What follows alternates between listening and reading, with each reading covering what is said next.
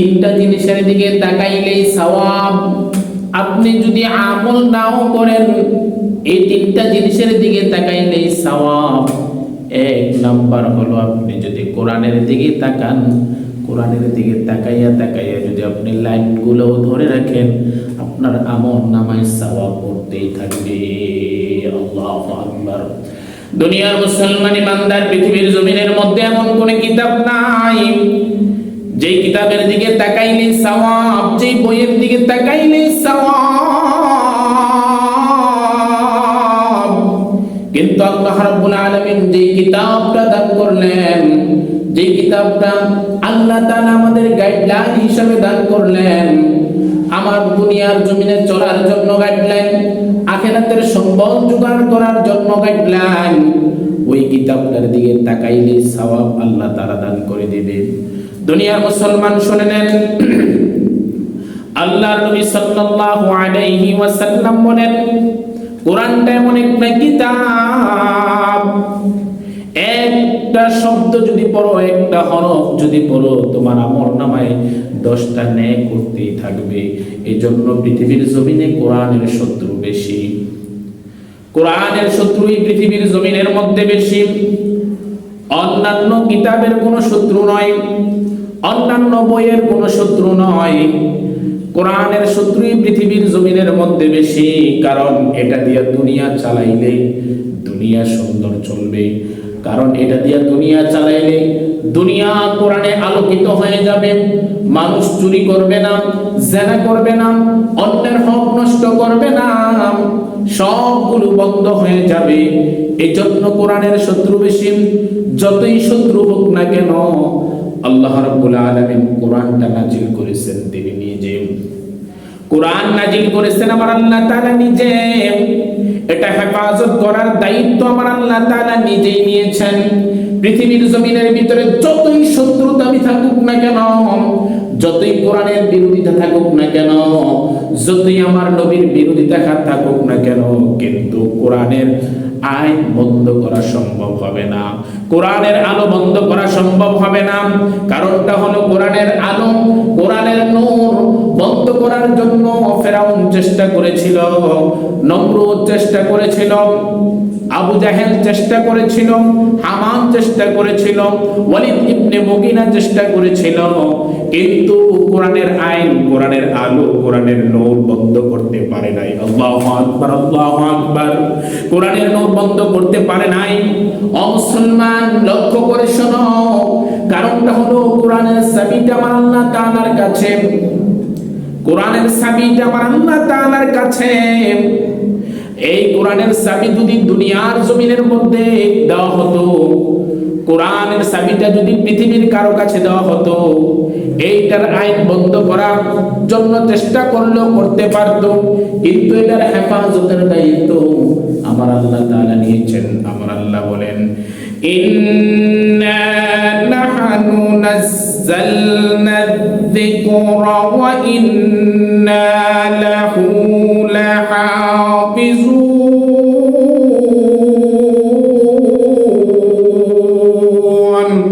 আল্লাহু আকবার। আল্লাহ তাআলা বলেন, ও দুনিয়ার মুসলমান শুনে নাও, এটা হেফাজত করার দায়িত্ব আমি আল্লাহ তাআলা নিয়েছি। দুনিয়ার যত মানুষ শত্রুতামি করো না কেন, এটা সহ্য করো, এটা তুমি শত্রুতামি করেও এটার আইন বন্ধ করতে পারবা না। বলতেছিলাম মুসলমান, তিনটা জিনিসের দিকে তাকাইলে সওয়াব। এক নাম্বার হলো কোরআনের দিকে তাকাইলে সওয়াব, কোরআনের হরফের দিকে তাকাইলে সওয়াব। কোরআনের লাইনগুলোর দিকে যদি আঙ্গুল দিয়ে আপনি ধরে ধরে যান, যদি তেলাওয়াত নাও করতে পারেন, আপনার আমলনামায় আপনার আল্লাহ তাআলা সওয়াব দান করে দিবেন। দুই নাম্বার হলো খানে কাবার দিকে আপনি তাকান, খানে কাবার দিকে তাকাইলেই সওয়াব। আপনি যদি খানে কাবার দিকে তাকাইয়া বলেন, মালিক,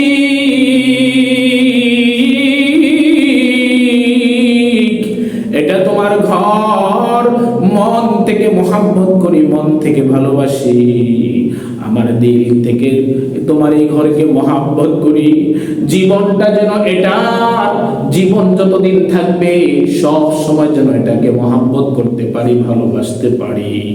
এভাবে যদি আল্লাহ তাআলার কাছে কাকুতি মিনতি করে সব সময় রোদন করে কান্না করেন, আর ইখলাসের নিয়তে যদি আপনি খানি কাবার দিকে যদি আপনি তাকান, তাকাইলে আপনার আমল নামায় সওয়াব আমার আল্লাহ তাআলা দান করবে, দিবে।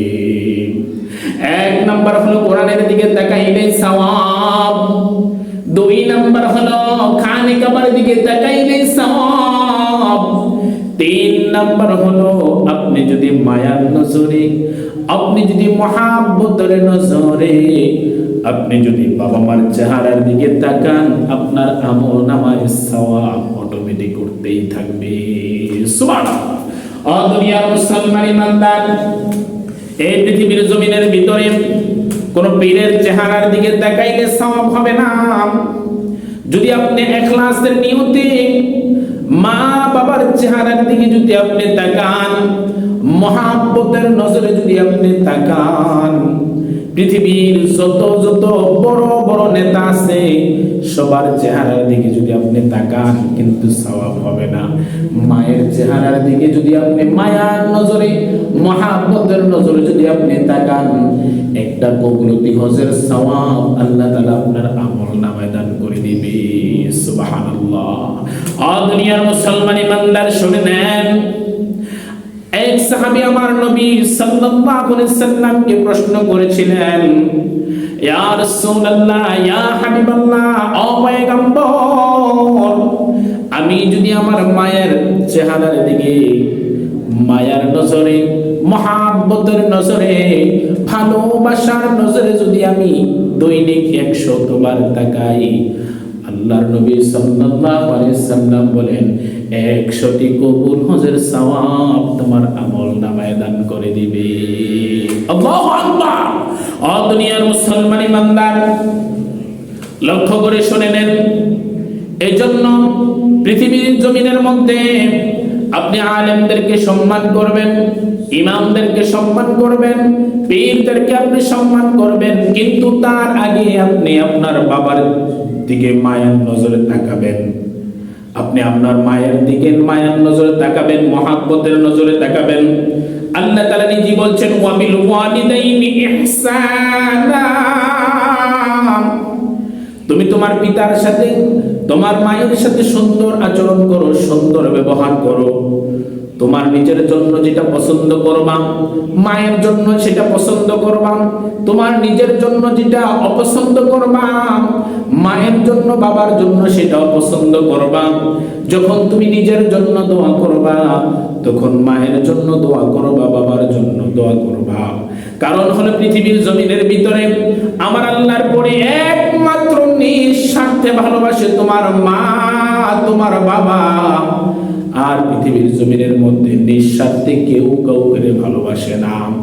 তারা যেমন তোমাকে ছোট্ট থাকতে লালন পালন করেছে, যেভাবে যেভাবে তোমাকে লালন পালন করেছে, তোমার দায়িত্ব পালন করেছে, তারা যখন বৃদ্ধ হয়ে যাবে, তাদের যখন কোনো কাজ করার কোনো ক্ষমতা থাকবে না, তাদের যখন কোনো কর্ম করার ক্ষমতা থাকবে না, তারা যখন উঠতে বসতে খুব কষ্ট হয়ে যাবে, তারা যখন কোনো কাজ করতে খুব কষ্ট হয়ে যাবে, ও দুনিয়ার মুসলমান শুনে নেন, তারা যখন এই দুনিয়ার জমিনে থাকা অবস্থায়, বৃদ্ধ অবস্থায় যখন নামাজগুলো আদায় করা তাদের জন্য কষ্ট হয়ে যাবে, তখন আমার আর আপনার দায়িত্ব হলো, আমাকে যেভাবে আমার মা, আমাকে যেভাবে আমার বাবা ছোট্ট বয়সে যেভাবে লালন পালন করেছে, আমার দায়িত্ব হলো তাদেরকেও বৃদ্ধ বয়সে এইভাবে আমার লালন পালন করা।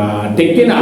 ও দুনিয়ার মুসলমান শুনে নেন, আপনি যখন ছোট ছিলেন, আপনি যখন শিশু অবস্থায় ছিলেন, যখন আপনি ঘুম থেকে রাত্র গভীরে আপনি উঠে গেছেন, আপনি প্রস্রাব করবেন, আপনি পায়খানা করবেন, আপনার মা ঘুম বন্ধ করে দিয়ে আপনাকে প্রস্রাব পায়খানার জন্য আপনাকে চিন্তা করেছে, আপনাকে তাড়াতাড়ি নিয়েছে, তদ্রূপ যখন তারা যখন বৃদ্ধ হয়ে যাবে, তারা যখন বয়স্ক হয়ে যাবে, আপনারও চিন্তা থাকবে আমি যেমন ছোট্ট থাকতে আমার মা যেভাবে ঘুম বন্ধ করে দিয়ে আমার এই প্রস্তাব পায়খানা পরিষ্কার করেছে, আমারও আপনারও চিন্তা থাকবে দুনিয়ার জমিনে আমার বাবা মা যতদিন দুনিয়ার জমিনের মধ্যে থাকবে, যখন তারা বৃদ্ধ হয়ে যাবে আমিও আমার এই দায়িত্বটা পালন করার জন্য চেষ্টা করব।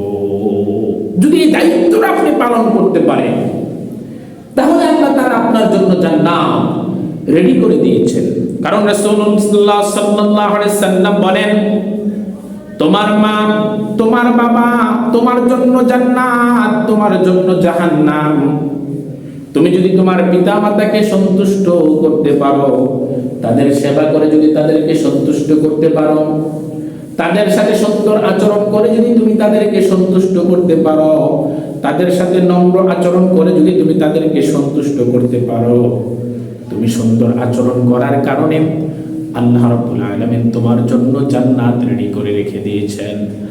আর যদি তুমি তাদের সাথে খারাপ আচরণ করো, খারাপ ব্যবহার করো, খারাপ ধরনের কথা বলো, মুখের ভাষা সুন্দর করে ব্যবহার করো নাই, যতই আমল করো না কেন, যতই ইবাদত করো না কেন, যতই দান সদকা করো না কেন, সব দান সদকা গুলো বরবাদ হয়ে যাবে, তোমার জন্য জাহান্নাম অবধারিত হয়ে যাবে।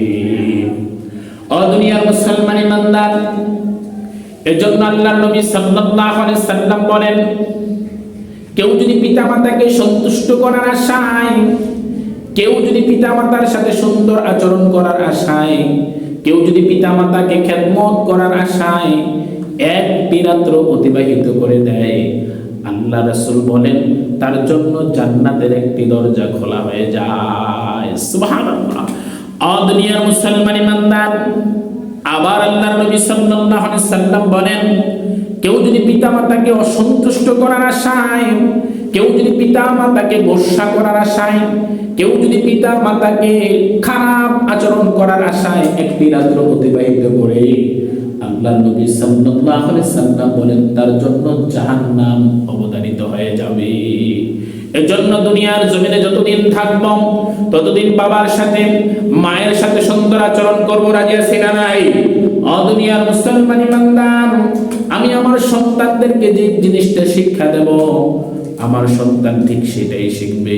আপনি দুনিয়ার জমিনের মধ্যে যতদিন থাকবেন, থাকার পরে মায়ের সাথে যদি সুন্দর আচরণ করেন, আপনি যদি বাবার সাথে সুন্দর আচরণ করেন, আপনি যখন দুনিয়ার জমিন থেকে চলে যাবেন, দুনিয়ার জমিন থেকে চলে যাওয়ার পরে আপনার সন্তানটা ডেকে ডেকে বলবেন, আপনার সন্তানটা ডাক দিয়ে তার স্ত্রীকে বলবে, আমি দেখেছি আমার বাবা আমার দাদুর সাথে খুব সুন্দর আচরণ করেছে, সুন্দর ভাষায় কথা বলেছে, আমি আমার বাবার সাথে সুন্দর আচরণ করব, সুন্দর ব্যবহার করব। ও প্রাণের স্ত্রী শুনে নাও, দুনিয়ার জমিনের ভিতরে যাই যাই করো না কেন, কিন্তু আমার মায়ের সাথে আমার বাবার সাথে তুমি খারাপ আচরণ করবা না। ও দুনিয়ার মুসলমান যুবক ভাইয়েরা লক্ষ্য করে শোনো, তুমি যদি তোমার মায়ের সাথে তোমার বাবার সাথে সুন্দর আচরণ যদি তুমি করো, আর এই জিনিসটা যদি তোমার সন্তান দেখে, তোমার সন্তান যদি তোমার কাছ থেকে শিখে নেয়, যখন তুমি বৃদ্ধ হয়ে যাইবা, বৃদ্ধ হয়ে যাওয়ার পরে তোমার সন্তানও তোমার সাথে ঠিক তেমনি আচরণ করবে, তেমনি ব্যবহার করবে, তেমনি আচরণ করে তোমার মনটা শান্তি করে দিবে। দুনিয়ার মুসলমান ইমানদার, এর জন্য মাঝে মাঝে বাবার কবরের পাশে যাব, মায়ের কবরের পাশে যাব। আমাদের যাদের মা দুনিয়ার জমিনে নাই, আমাদের যাদের বাবা দুনিয়ার জমিনে নাই, যার বাবা দুনিয়ার জমিনে নাই সে বুঝতে পারে বাবার অভাবটা কত বড় অভাব। যার মা দুনিয়ার জমিনে নাই সে বুঝতে পারে মায়ের অভাবটা কত বড় অভাব। ও দুনিয়ার মুসলমান ইমানদার, এই জন্য যাদের মা নেই, যাদের বাবা দুনিয়ার জমিনে নাই, আপনি কমপক্ষে পবিত্র জুমার দিন আপনি বাবার কবরের পাশে যাবেন, মায়ের কবরের পাশে যাবেন, যাওয়ার সময় আপনি সন্তানটাকে নিয়ে যাবেন। সন্তান আপনার কাছ থেকে শিখবে। আপনি আবার যেদিন দুনিয়ার জমিন থেকে চলে যাবেন, আপনি আবার যেদিন দুনিয়ার জমিন থেকে বিদায় হয়ে যাবেন, তখন আপনার সন্তান বলবে, আমি আমার বাবাকে দেখেছি, আমার বাবা সব সময় দাদার কবর জিয়ারত করত। আমি আমার বাবাকে দেখেছি, সব সময় আমার বাবা দাদির কবর জিয়ারত করত। আজকে আমার বাবা দুনিয়ার জমিনে নাই, আমার মা দুনিয়ার জমিনে নাই। আমি বাবার কবর জিয়ারত করব প্রতিদিন, আমি আমার মায়ের কবর জিয়ারত করব প্রতিদিন। ও দুনিয়ার মুসলমান শুনে নাও, এজন্য তুমি তোমার মায়ের সাথে সুন্দর আচরণ করবা, বাবার সাথে সুন্দর আচরণ করবা। এই সন্তান এগুলো সুন্দরভাবে শিখে নেবে। আর যাদের মা এখনো দুনিয়ার জমিনে বেঁচে আছে, মা এত বড় সম্পদ, তাদের সাথে সুন্দর আচরণ করে নাও। ও দুনিয়ার মুসলমান, বাস্তব ঘটনা বলছি। অতীতে যখন বাড়ি থেকে কোনো মাহফিলে যাইতাম, রাত্র গভীর হয়ে যেত, রাত 1টা 2টা বেজে যেত বাড়িতে আসতে আসতে। উঠানে যাইয়া যখন মাকে একবার মা বলে ডাক দিতাম, মা দরজাটা খুলতে দেরি হতো না। মাকে জোরে চিৎকার দিয়ে জিজ্ঞাসা করতাম, মা তুমি কি ঘুমাও নাই? মা চোখের পানিগুলো জর জর করে ছেড়ে দিয়ে বলো, সন্তান, যখন তুমি বিকাল বেলা মাহফিলের উদ্দেশ্যে বের হয়েছো, তখন থেকে আমার টেনশন শুরু হয়েছে, পেরেশান শুরু হয়েছে। আমার সন্তান কখন ঘরের মধ্যে ফিরবে?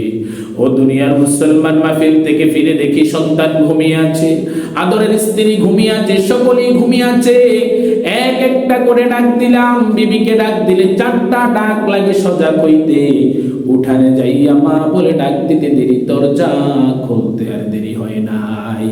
কিন্তু শুনে রাখো, যাদের মা নাই, যাদের বাবা নাই, এই আদর কিন্তু তোমরা পাবা না। আমার মতো যারা বাবা হারায় দিন, আজকে থেকে নিয়ত করে নাও প্রতিদিন বাবার কবর জিয়ারত করব। পারবো না ইনশাআল্লাহ? দুনিয়ার মুসলমান ইমানদার, নিয়ত করে নাও বাবার কবর জিয়ারত করব, দাদার কবর জিয়ারত করব, প্রতিদিন কবরের পাশে যাব। মনটা নরম হয়ে যাবে, আর চিন্তা হয়ে যাবে, এই গোরস্থানের মধ্যে আমার দাদা আছে, এই গোরস্থানের মধ্যে আমার মা আছে, এই গোরস্থানের মধ্যে আমার আত্মীয় স্বজন আছে। এখানে আমি একদিন চলে যেতে হবে। আমার সবগুলো সম্পদ মানুষে বন্টন করে নিয়ে যাবে, আমার সম্পদগুলো ভাগাভাগি করে নিয়ে যাবে, কিন্তু আমার কাছে তো কেউ আসবে না। কবরের পাশে যাইয়া সব সময় চিন্তা করবা, এখানে কত যুবক ঘুমিয়ে আছে, একদিন তো আমি ওই কবরের মধ্যে চলে আসবো। যারা এই কবরের মধ্যে শুয়ে আছে, তারাও তো দুনিয়ার জমিনে সম্পদের মালিক ছিল, ঠিক কিনা? তারাও তো দুনিয়ার জমিনে টাকার মালিক ছিল, তারাও তো কোটি টাকার মালিক ছিল, তারাও তো পুষ্কুনির মালিক ছিল, তারাও তো দুনিয়ার জমিনে লক্ষ টাকার মালিক ছিল। কিন্তু যাওয়ার সময় তো কোনো কিছুই নিতে পারে নাই। যাওয়ার সময় খালি হাতে গিয়েছে, সাদা কাপড়ের কাপড়টা পরে গিয়েছে, কিন্তু একবারে চুল পরিমাণও কোনো কিছুই নিতে পারে নাই। কিন্তু দুনিয়ার জমিনের মধ্যে থাকা অবস্থায় যে আমলটা করেছে, ওই আমলটা তার কবরের মধ্যে চলেছে। এই জন্য দুনিয়ার মুসলমান, পয়গম্বর বলেন 3টা জিনিস তোমার নিজের। কয়টা? 3টা জিনিস তোমার নিজের। যেটা খেয়ে তুমি হজম করতে পেরেছো, এটা তোমার নিজের। যেই কাপড়টা পরে তুমি পুরাতন করতে পেরেছো, এটা তোমার নিজের। আর যেটা তুমি আল্লাহর রাস্তায় দান করে পাঠাইতে পারছো, এটা তোমার নিজের। আর যখন তুমি দুনিয়ার জমিন থেকে চলে যাইবা, বাকিগুলো সব সম্পদ তুমি মরার সাথে সাথে বন্টন হয়ে যাবে, ঠিক কিনা? বেটি বলবে আমার বন্টন কোথায়, ওই ছেলে বলবে আমার বন্টন কোথায়, মেয়ে বলবে আমার বন্টন কোথায়। এই জন্য দুনিয়ার থাকা অবস্থায় আমি আমার সম্পদ জোগাড় করে যেতে হবে, আমি আমার সম্পদটা জোগাড় করে যেতে হবে। ও দুনিয়ার মুসলমান, কারণ এই দুনিয়ার জমিনটা একেবারে অন্ধকারের জীবন, অন্ধকারের জীবন এটা। কারণ হলো, আপনি যদি খারাপ কাজ করেন, পরকালটা একবারে অন্ধকার। আর আপনি যদি ভালো কাজ করেন পরকালটা একবারে নূর। এজন্য দুনিয়ার জমিনে যতদিন থাকবেন কোনো মানুষের ক্ষতি করবেন না, কোনো মানুষের সাথে খারাপ আচরণ করবেন না, মানুষের সাথে সুন্দর আচরণ করবেন, সুন্দর ব্যবহার করবেন, বাচ্চাদের সাথে সুন্দর আচরণ করবেন। যদি করেন আপনি যখন দুনিয়ার জমিন থেকে চলে যাবেন আর ওই লোকটা যদি বলে ওই লোকটা অনেক ভালো ছিল, হয়তো আল্লাহ এই উসিলায় আল্লাহ তাআলা আপনাকে মাফ করে দিবে।